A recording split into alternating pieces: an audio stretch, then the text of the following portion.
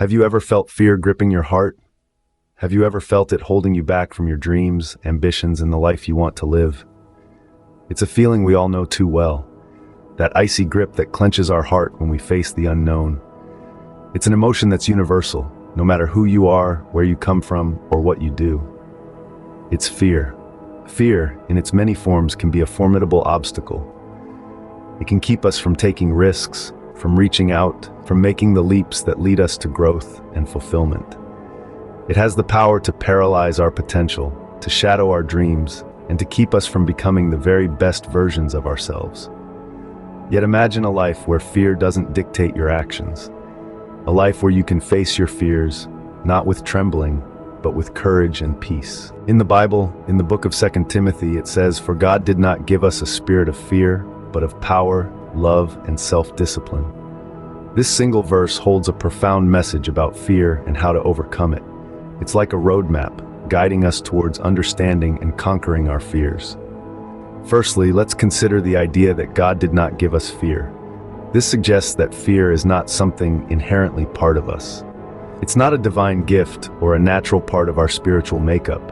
Instead, it's an emotion that we encounter and experience, but it's not of us and it's not from God.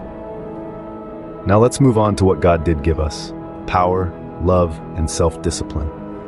These are the tools we've been bestowed to combat fear.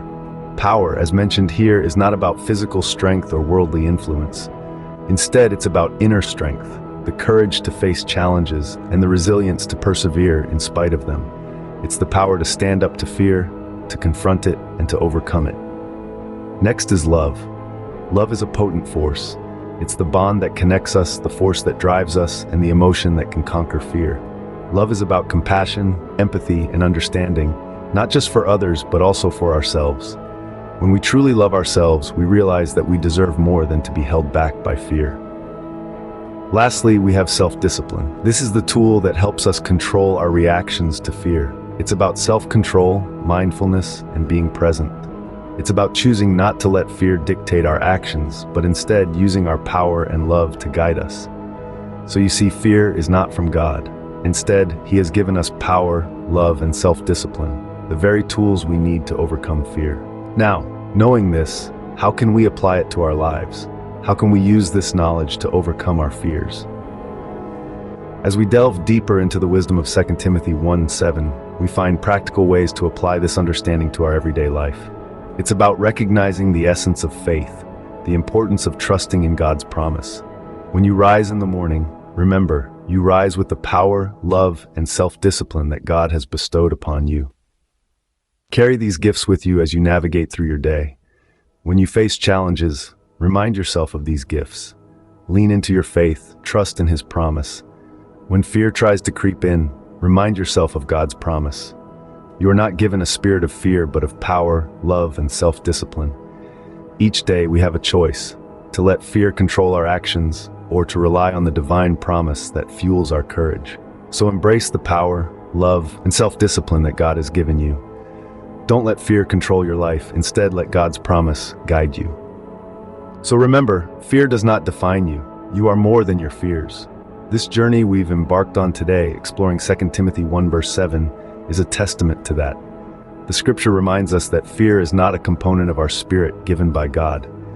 Instead, our divine birthright is one of power, love, and self-discipline. That's your true nature, your authentic self. Let's recap. We've unmasked fear, understanding it as a hindrance, a barrier to reaching our full potential.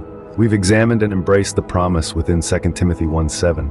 We've discovered that this promise from God is a beacon, a guiding light to a place of courage and peace. Remember, life is not about avoiding fear, but about overcoming it. And how do we overcome it? By embracing the divine promise, by embodying the spirit of power, love, and self-discipline. Take heart, for God has not given us a spirit of fear, but of power, love, and self-discipline. Overcome your fears and live the life you are meant to live. We are constantly making new content to help you on your walk of faith. Please like and subscribe to make sure you stay up to date with the latest content.